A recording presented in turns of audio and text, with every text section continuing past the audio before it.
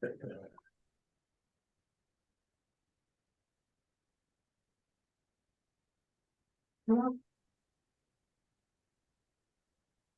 welcome to week 6 in the letter to Galatians.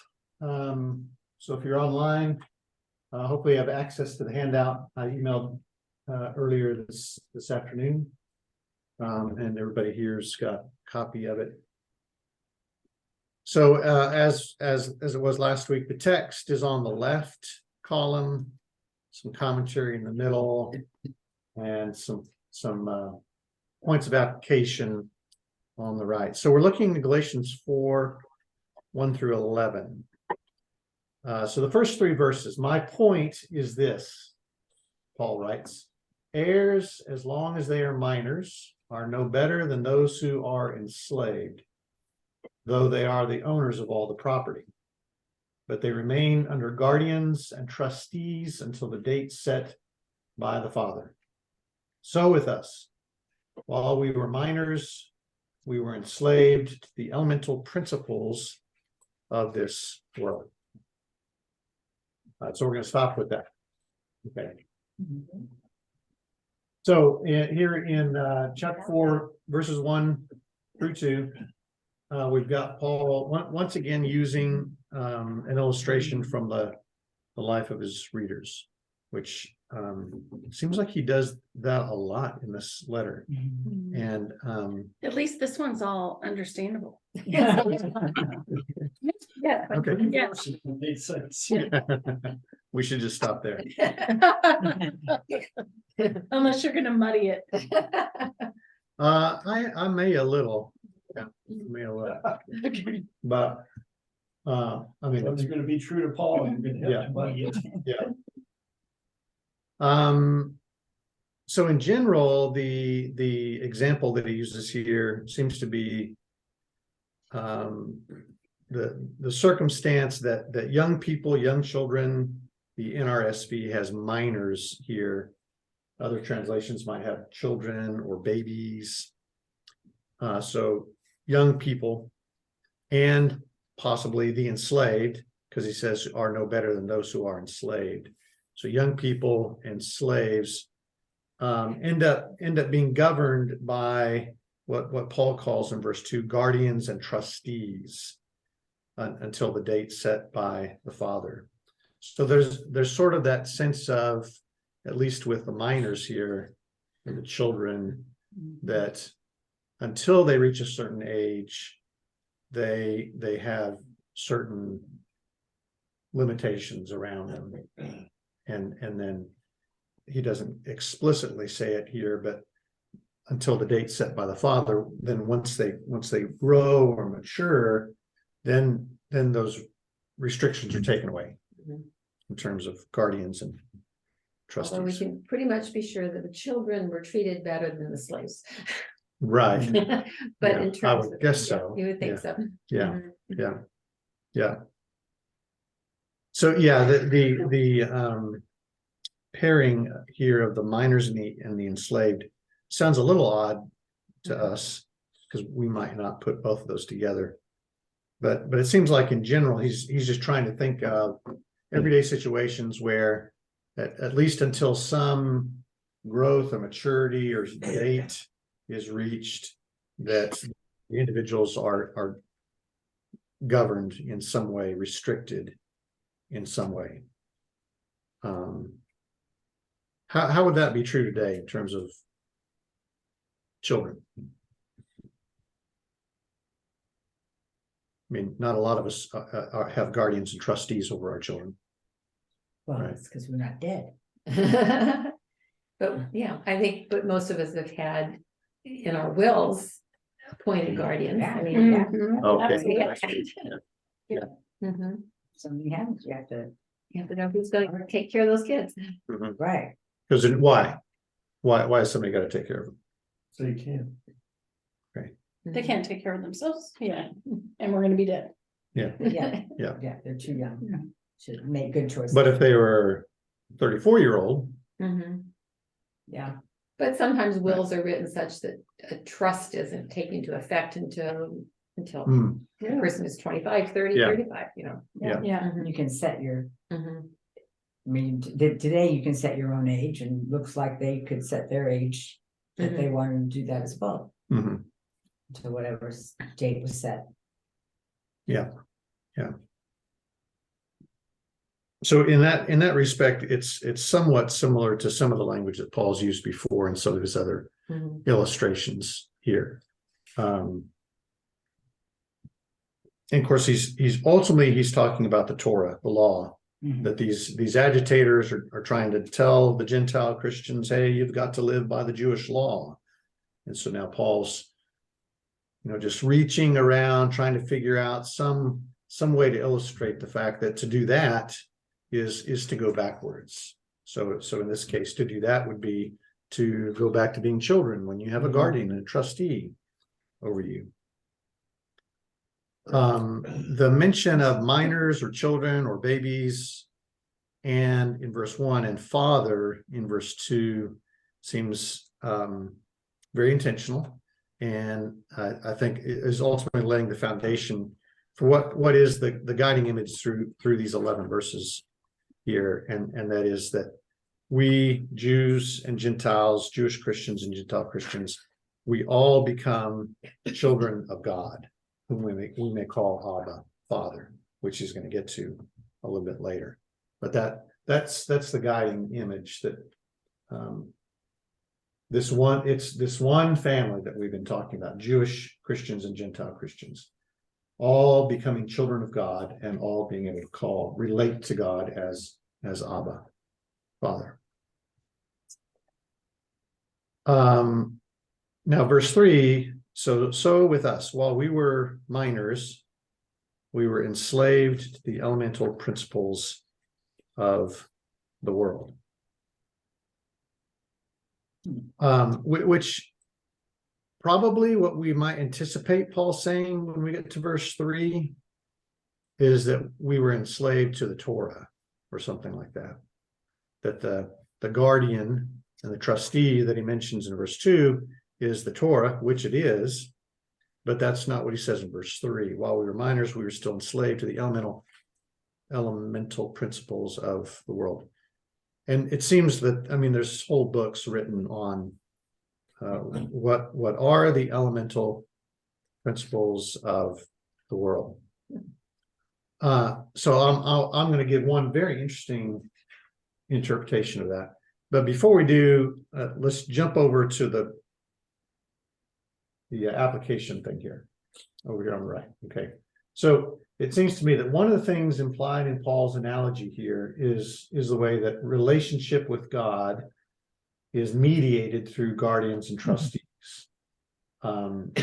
He's been making the case, and he'll continue to make it, that the Torah sort of acts as a guardian or trustee.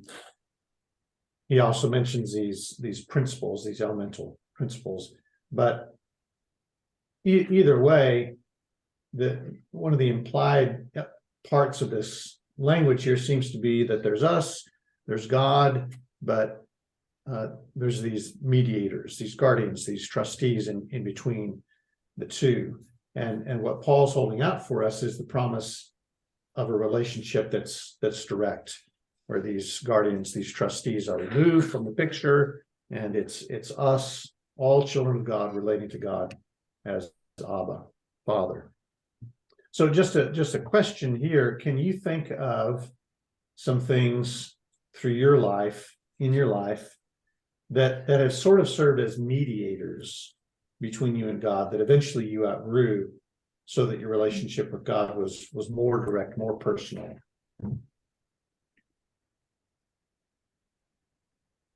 Well, as parents, we play that role for our children. Right. Okay. As they grow and become more knowledgeable and have their own judgment, they of course work their way around us. But in their formidable years, it's parents. It's actually all the people on this screen have some sort of mediating role with other people in their lives. Mm-hmm. Yeah, that's a good point. Yes. I mean, I think of youth ministers, campus ministers. Sunday school teachers, Yeah. from very young. Just ministers, and I mean, just the church. and Church leaders. leaders. Church in general, it Yeah. takes a Yeah. village when you're using the church as the village, it Yeah. takes a village. I mean, you know, like back in the day, there were just these people in the church. You know, usually ministers, regional bishops. Ministers who arrogated to themselves the power of regional bishops. And, you know, I suppose they did some good. I mean, they added a bit of structure to what might have been in immature minds just chaos.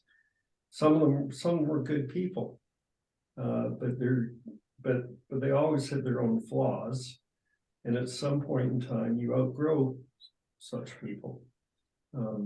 It doesn't mean they did no good. It's kind of like the Torah. They had some insight. They were right sometimes. But you outgrow them. Yeah. At least we hope that we do. Mhm. And I think that's one of the challenges is that there may be either individuals or churches or just other influences in our own spiritual journey that we never quite outgrow, so that our relationship with God is more personal, more direct, Mhm. right? You know, I think these days you have people who follow certain people, their blog writings or Yeah. podcasts and stuff like when her name Rachel Held Evans, when she became ill and died, there was like a massive amount of grieving that went along with by young women who saw her as kind of a role model. And so in her absence, then those people had to kind of like rethink, well, who am I? And you know, Right. how do I proceed on my own with my own faith, not it mitigated through her. Yeah. Yeah, Yeah. I think there's a lot of that, you know, Mhm. of that kind of, people latch on to whichever, because there's choices. Mhm. So you can, you know, I was thinking more of the young children that were growing up, more like John was talking about, you know, of helping form your conscience and shape your person, and how great it was as a parent to have other people that kind of reinforce it from a different voice, so your kids really listen to them and that sort of thing. But then sometimes when they get older, then they latch on to a particular, it used to be like a radio, you know, broadcast person or something and whatever, and they're still always listening to somebody else interpret God for them or whatever. That I wouldn't say they really feel like they have a personal connection much, because they always are listening to other voices telling them what some people. Yeah. Some people still So- are using that guardian. Right. Just mean, Yeah. still using their guardian. And social media makes it all the more rampant. I mean, Yes. there's just no end to various Yeah. people or organizations that we have Right. access to. Right. But some of it's still really Oh, yeah. good. I mean, it can be Yes. bad, but Yeah. it can be good. It can Yeah. be. You know, because it can open your eyes to looking at things from a different way that you perhaps never thought of before. Yeah. Yep. Very true. And you can grow through that process through considering other points, but then you could also blindly, You could be Yeah, follow but you're right. people Absolutely. rather than. Yeah, maybe that's the reason people write or have that leadership capacity to, they're able to express things that other people go like, oh yeah, that's what I was feeling, but I couldn't express it. Right. Yeah. Yeah. I experience that a lot. Is your hand up, Julia? No, okay, okay. I just saw it there. Yeah, so I think that's, you know, just a interesting point to consider as we're going through this. Okay, so let me jump back to the middle here. Elemental principles on verse 3. Okay, so this is a quote from N.T. Wright. Elemental principles is explored by Ernest Clark, so another, you know, theologian. Clark, through an exhaustive survey of stoicheia, so that's the Greek word in the phrase elemental principles. Stoicheia in the Greek world highlighted the medical literature. It's a duplication. It was a commonplace among ancient doctors that human beings were composed of 4 stoicheia: earth, air, water, and fire. This was explored in different ways by different philosophies. But the point here is that illness was diagnosed in terms of an imbalance in the stoicheia, rather like the humors in medieval European medicine. When the diagnosis has been made and it turns out that the patient's stoicheia are out of balance, out of harmony, what is needed is some kind of medical regime, a course of treatment. Such a regime would be a nomos or a law. And this nomos, back here we go. This nomos would regularly function as a pedagogos to lead the patient back to health, like the child being taken to school by the household slave.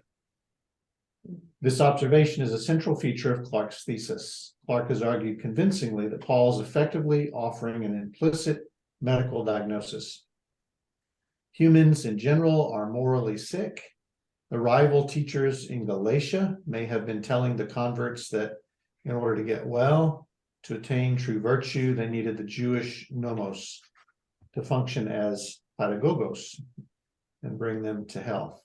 No, Paul replies, Torah was only holding the illness at bay. God has now done something quite new that has addressed the problem at its root. That is interesting. Yeah. And there are many other alternative interpretations of verse 3, but I think that one is really thought-provoking here. That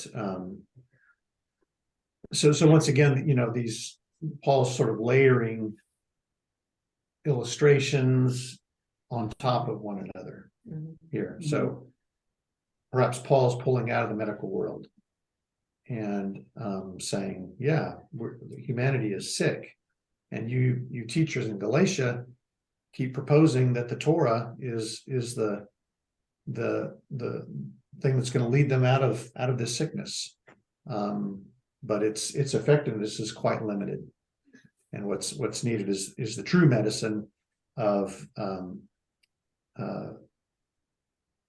faith in the grace of God through Jesus Christ. Right. So at least 3 metaphors, I think, are being layered here. There's the child or the slave growing to maturity and no longer needing guardians like the Torah. There's the enslaved people of God. So some commentators look at a lot of the language that Paul's using here as referencing the Exodus and the escape from slavery in Egypt to the promised land. But in his argument that he's making there, wouldn't he be saying whatever sort of the Gentiles thought when they were growing up as what kept them balanced and in place? So it seems to me he's making a Gentile argument here, saying that when he's talking to the Galatians, he's kind of, the whole argument here is like, okay, this applies to both people, all people with the minors and everything. And so and I just think I'm not disagreeing at all with what Clark's saying. I'm just saying it makes sense that he would be pulling a Gentile argument of what keeps Gentiles growing up well, like the law keeps Jews growing up well. Here, this is what Gentiles keep them growing up well. But now you have this different relationship, and Jews don't need the law, and Gentiles don't need to take on the law because they already grew up this way, and we're here.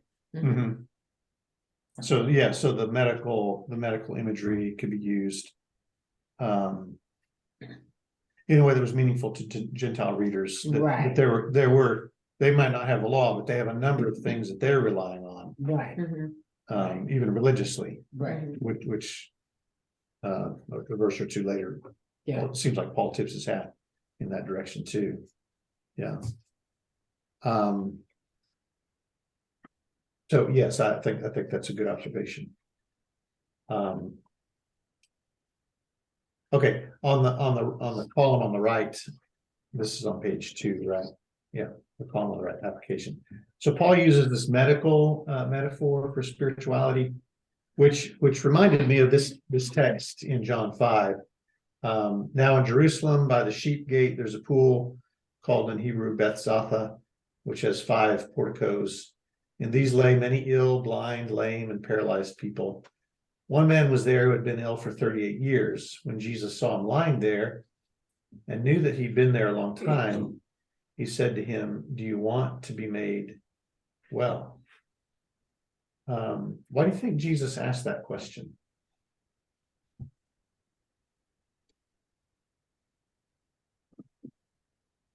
Well, he was proposing a big change in this man's life, even though we think the man was miserable. I mean, that had been his life for more than 30 years. That was his day-to-day routine. Everybody knew him that way. He knew himself that way.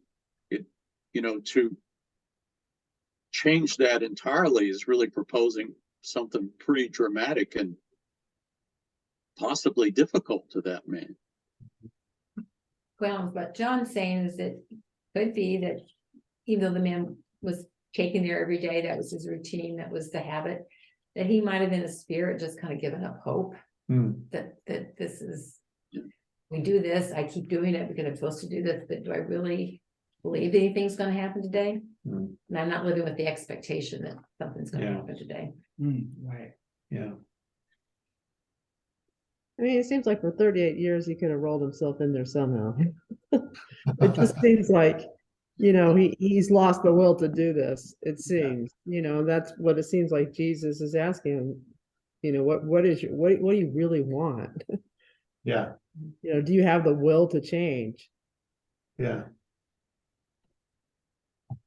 So I don't want to read, I don't want to read too much into from this text in the Gospels over to Galatians.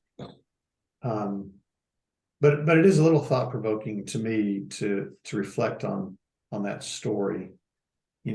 Could there have been ways in which the Jewish Christians, so attracted to the law, didn't want to get any better than they were, didn't want to get more well than they were. There was a certain comfort level about doing all of this law stuff. And they're like the paralyzed man for 38 years being rolled in. They know what to expect. They know what to do. And now, Paul's sort of saying, well, would you like to get well? I mean, spurs on some thoughts that sometimes you kind of a little joke, someone goes to their doctor and says, I'm really depressed, I'm feeling a lot of anxiety, and the doctor gives them very behavioral things. Well, let's try this and let's try that. And like, you're not going to give me medicine, you're not going to give me a pill. Don't tell me to do things, just make it happen. Right. Yeah. And of course the same thing could be true of the Gentile Christians and then of us as well. Paul's offering the medicine of the gospel as the path to true healing, but I think the question is still sort of hanging there. Do you want to be made well? Because this is the way to it, but are you willing to take that medicine? Well, the freedom is scary. Sometimes the freedom is scary to people. It's hard. If you've always had rules to keep, the idea that you don't have rules to keep, people it's a little frightening.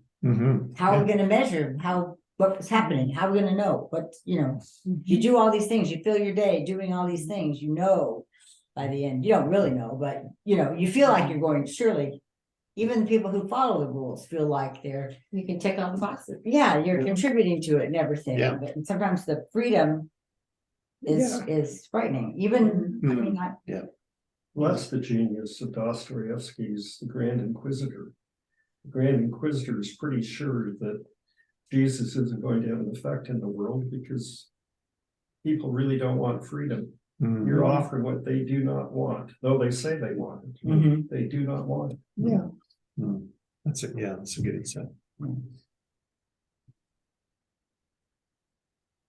A second related point there. So Paul is holding out law keeping or the Torah as an inadequate means of finding healing. So the question there is, have you experienced that? Have you experienced the inadequacy of a law-based spirituality as a means of true healing?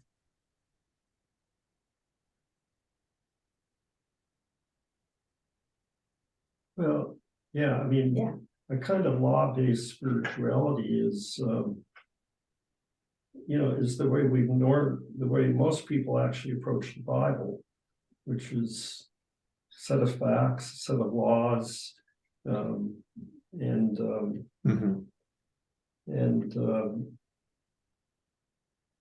we don't really find true healing. I mean, what we normally find is just a bunch more things we're doing wrong. Yeah. And so you have to kind of get off of that to get directly to God, where the healing is. And in some ways, the Bible is a fantastic pedagogus. I mean, it's great, but it can't be where it ends, because that's what it was. It was meant to get you to Christ, not to be Christ. Yeah, that's very interesting. What is the place of the Bible in all of this? It's possibly not that different than the Torah, that all written scripture can turn into that help, but that's not the final. It's not the final word. Yeah. The final word is the word, capital W. Yeah, that's right. Go ahead. I mean, we've kind of shown it time and time again that when we try to follow rules, we get tangled up in externals all the time. Things that are observable that we can see, whether it's how many times you've gone to church, how much you've done, anything. I mean, but they can't touch the heart. They never can touch the heart. So people can do things because they want to be seen as good, but they're not, and they harbor jealousy and all this stuff, or because it just gets into externals. Even when people try to have a revival and go internals, give it another generation and it'll be externals. Plus it's hard to stay there. Good insights. It seems like you don't really experience God or the Spirit. I mean, if you really have, you don't really get to know God if you just have a law-based spirituality. You don't even need him. He just wrote some things down, and that's kind of the end of that. Yeah. Right.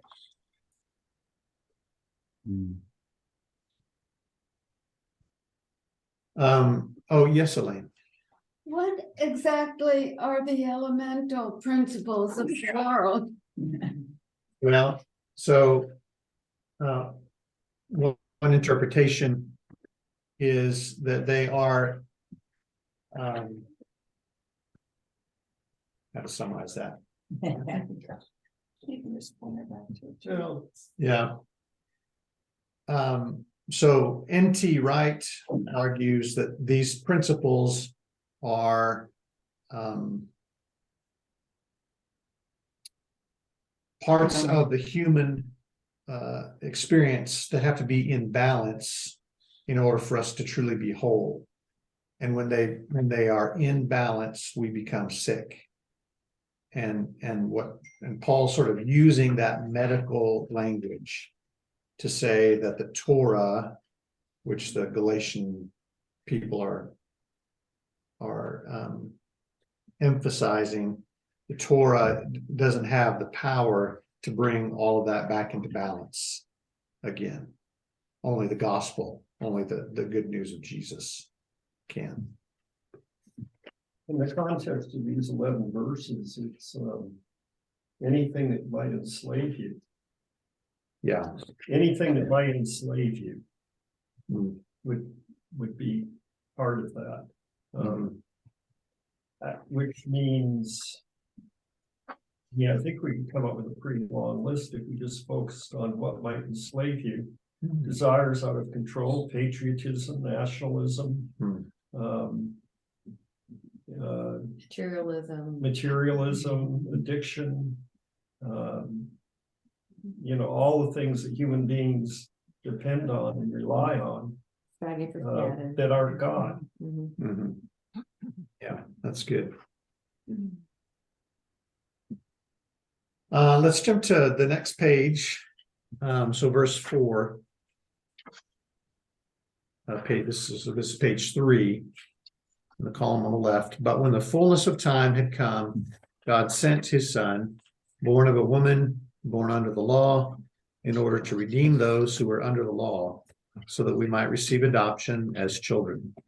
And because you are children, God has sent the Spirit of his Son into our hearts, crying, Abba, Father. So you are no longer a slave, but a child, and if a child, then also an heir through God. So the fullness of time, verse 4, obviously pointing to the reality that God has a plan that's laid out across time. It's often long and slow, but it does inevitably unfold, as it has done here with the arrival and work of Christ. In the fullness of time, God sent his son. It is interesting. This is one of the few places where Paul focuses on the birth of Jesus.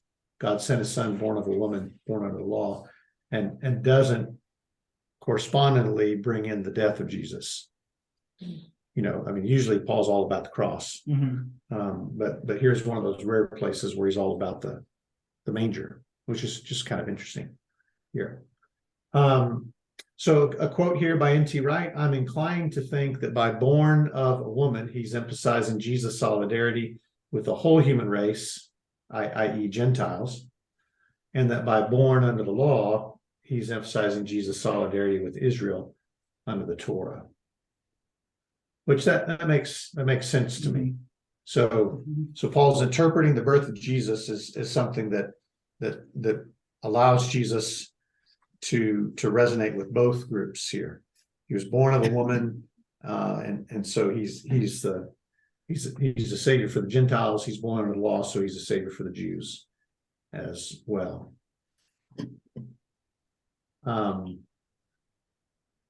Verse 5, so that we might receive adoption as children. So this is our primary identity. Jews and Gentiles are now part of the one family of God, the one family promised through Abraham, as we have seen, and now enacted by the Messiah. And the Spirit, he bears witness to us that God is truly our Abba Father, both for Jews and Gentiles.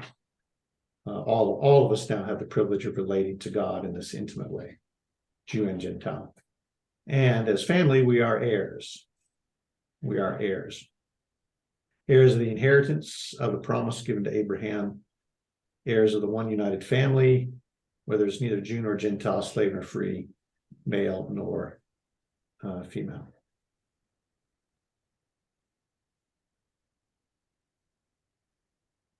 Verse 6 so this is a quote from N.T. Wright. In parallel with the sending of the Son, Paul speaks using the same word of the sending of the Spirit of his Son. So God sent his Son, and then God sent the Spirit of his Son. The Spirit's role is to enter our hearts, so that the sonship is not just an outward shell, a legal status with no intimate reality. The Spirit's identified as the Spirit of his Son, So the Spirit is the one through whom Jesus becomes present and active in our hearts and our lives. And then as in Romans 8, Paul sees the result of all of this as the cry, Abba, Father, Abba, Pater. This Aramaic invocation has been much written about, and of course echoes the Abba prayer of Jesus in Gethsemane. Nothing could make it clearer that the sonship of the Messiah believers is related to the sonship of Jesus himself.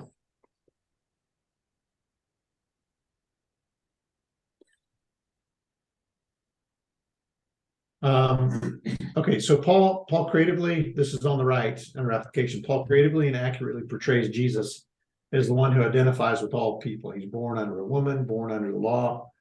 I wonder how else you might finish the statement about Jesus to communicate his solidarity with you or others today. Like if you were writing this today, what would you say? Jesus was born, what, blank. What else about his birth feels like it allows him solidarity with the totality of the human race?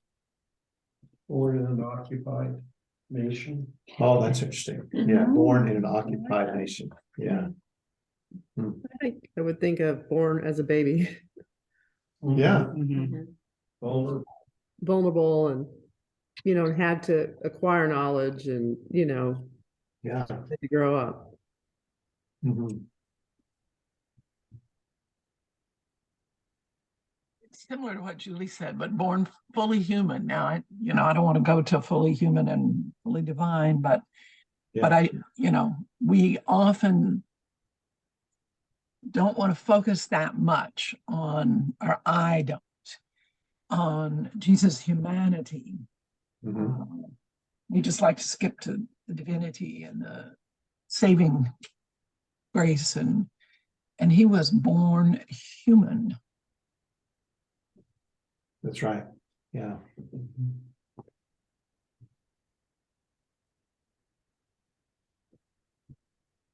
He was born poor. Born in a less than ideal family. Uh, He was born in a patriarchal society. Yeah. Mhm. Mhm. Well, as an immigrant on the move. Mhm. Yeah. Yeah. So we got a whole Christmas series already planned out here.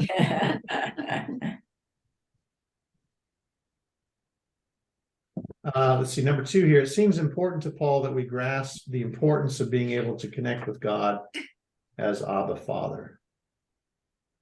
Because that's sort of the climax of all of this, that God has sent his Son and sent his Spirit so that both Jew and Gentile might have this Spirit crying, Abba, Father. So let's just talk about that image of God as Abba, Father. How is that image meaningful to you? To be able to call God Abba, Father. It's extremely intimate, right? I mean, it's daddy and, versus Father, I will now do what you say. Pretty Yeah. intimate. Yes, Elaine? Well, God watches over us as our father, our earthly father did. So there's that sense of care and maybe protection, Compassion, compassion. wanting the best for us, loving us. Yeah. It's all those Mhm. wonderful qualities that if we didn't have it in our earthly father, we have it in our heavenly father. Right. Yeah. Yeah. Yeah, so I think even if we didn't have it in our earthly fathers, we do have a sense of an idealized, I think most people do, whether they're religious or not, have a picture of what fathers should be, Yeah. and it's kind of idealized, but we know that it's interesting that we have that that most people have that image within themselves. And yet, that's exactly who God is. Mhm. He's Yeah. our idealized father. Mhm. Yeah.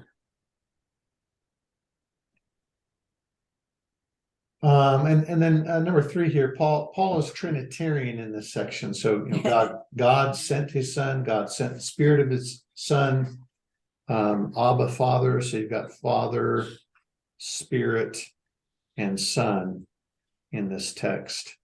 Do you find the image of Trinity helpful to you? I used to think it was mostly confusing, but one aspect of it I find I enjoy is the sense that there's this internal communication between the three, and that relationship between them. So that brings the comfort in that way.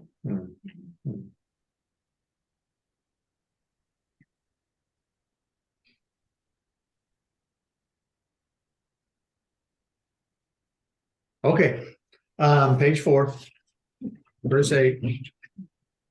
Formerly, when you did not know God, you were enslaved to beings that by nature are not gods.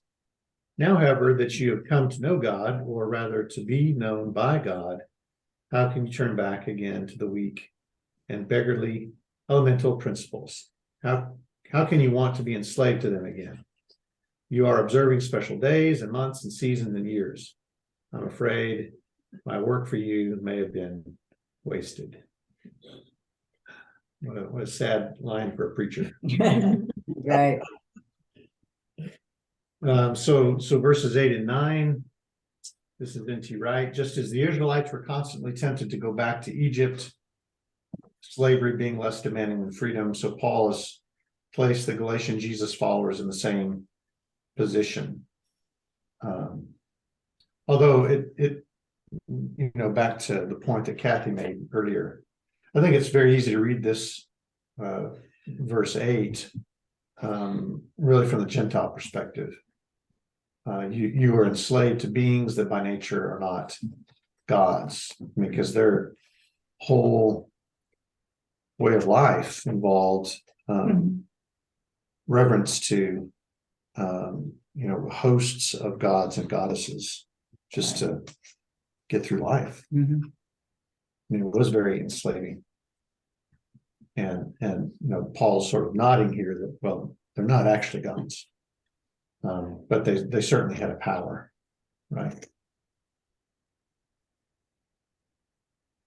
N.T. Wright, if idols have no real existence, that if there's no reality corresponding to names like Zeus, Athene, or Poseidon, how can they enslave anybody? Paul's answer, typical of many Jews, is that they do not exist as actual divinities because there's only one true God. These beings by their nature are not in fact divine. They are what we in the modern world would call forces. So however we understand that, there is that sense of the question being raised by Paul, why would you return to something that's going to enslave you rather than the freedom that comes through Christ?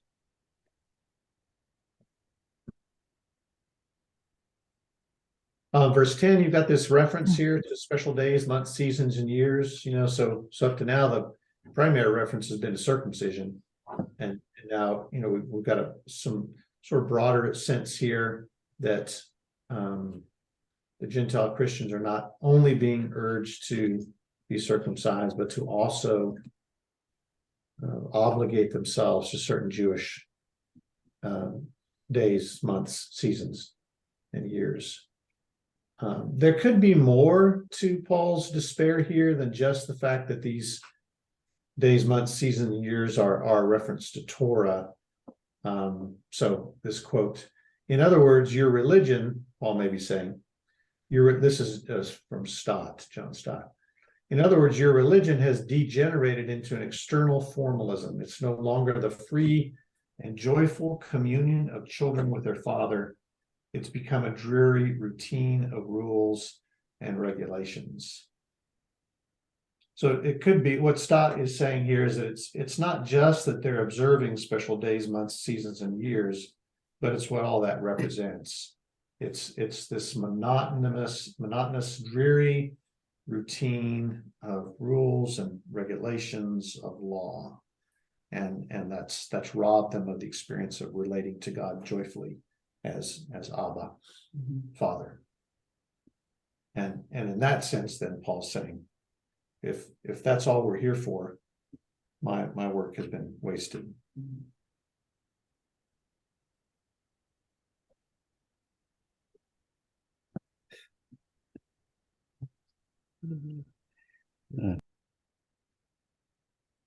I'm just struck reading, particularly the commentary on this.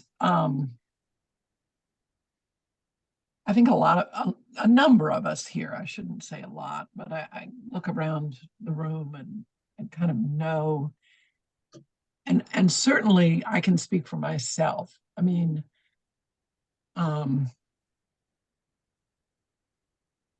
we simply substituted gospel for Torah and kept on as though nothing had changed in the church I grew up in. Yep. No one, first of all, no one would ever really have a conversation like this because it was so clear that I used to hear language like replaced. Well, but we treat it the same way. We don't really respond any different. I don't know if anyone else resonates to this reality or not. But the second part, my comment is that sadly, I think a lot of the time, unless I really, really slow down and make an effort at it, that's how I live my life. That's what those first 15, 18 years, that's what was instilled in me. And Paul talks a lot about, that kind of language. And I revert to it. I revert to a good old dependable works theology. Torah, give me Torah. Please give me Torah. Anybody else relate to that at all? Sure. Yeah, I mean, I felt like, for a long time, I was being told the law's dead, long live the law. Yeah, right. Say again, Dale, I didn't quite catch all that. The law's dead, long live the law, Yes, like you said, long live the The king, queen. Yeah. It changed, but it stayed the same. Yeah. One thing I'm reflecting on in this, but it came to my mind is like special days and so forth. So, the Church of Christ, we've kind of avoided looking at special holidays, and we don't follow some of the lectionary pieces and so forth. And so now there seems like a movement where people are more interested in following the lectionary, and at least, there's ordinary time and Lent and so even we have gotten into that to some degree. And I think we've been able to adopt it without it becoming a law. We've kind of just been able to move into it like, oh, this is an opportunity to discipline ourselves to be closer to God in this season and closer to God in that season with different focuses. But I wonder if people who grew up, very serious following of a lectionary in a church that followed that very closely, feel like that's a structure they must follow. That if you don't follow those rules, getting ashes on your forehead on Ash Wednesday or a variety of things, that you've broken a law and you're in trouble. Kind of the way we would think if we miss certain church activities where we've broken a law, we're in trouble. And so it's interesting whether if you can embrace a structure and hold it lightly instead of holding it firmly. Yeah. Well, your question number 2 on the last page really gives you what Deb was talking about. Yeah, how do you nurture a sense of the free and joyful communion of children with the Father? So for some of us, we can nurture that by participating in Ash Wednesday, Mhm. because the freedom that we experience in doing it voluntarily seems to bring joy and life. Mhm. But at that same Ash Wednesday service, there might be somebody who's having the exact opposite Right, experience. yes. It's dreary, it's a dreary, monotonous routine. Yeah, we do this every year. Why we're doing it, I don't know. Yeah, Mhm. yeah, Kind of like 3 songs and a prayer. yeah, right. Yeah, Mhm. Mhm. I mean, if anybody ever is interested in having a conversation, I'm certainly not demanding it, but I'd be happy to participate in, how come do we do it that way every Sunday, 3 songs and a prayer? I'm using that as a metaphor, Yeah. right, not necessarily literally, although sometimes literally 3 songs and a prayer. Mhm. right. Some of you giggled, so some of you know what I mean. Yes, well, and there's we do it the same way, and so therefore we can't change it because now Right. that's set in stone. And then the other side, well, we just change it up all the time just to be changing it up. Right. And, somewhere in there is a good balance, but I'm Yeah. not sure I know exactly where But- all. Mhm. Right, and just to replace one extreme with another is probably not the ideal response. Right. I Exactly. mean, maybe for a little while just to shake us all up. I don't know. But I think that's a really valid point also, Kathy, that you don't want to kind of just swing like you're swinging on a grapevine or something. But Right. I think one of the things my sojourn in the evangelical Protestant world did for me was expose me to a lot of different ways and styles and expressions of worship that I have come to value quite highly. The liturgical, and it comes as no shock to you that I'm the mover. Well, John was very helpful, but the Advent candle and some of those kinds of things that I just find very worshipful. Mhm. Yes. And they are. And I think you're right. It doesn't solve the problem just to do something different for the sake of doing something different. Mhm. Right. Yeah, so I think all very good comments, and I think just to wrap things up here, this everything in this text is pointing towards what Stott calls here the free and joyful communion of children with their Father, and that would be the goal that we strive for daily. What can I engage in? What can I do that would allow me to experience that? And if it leads to that, then yeah, go for it. Mhm. And if not, then get rid of it. Right. Rethink it. Okay, thanks everybody for your time tonight. Okay. Good to see everybody. Thanks, guys. Sweet dreams, everyone. Good night. Bless you. Thank you. I didn't want to get off topic, but does anybody else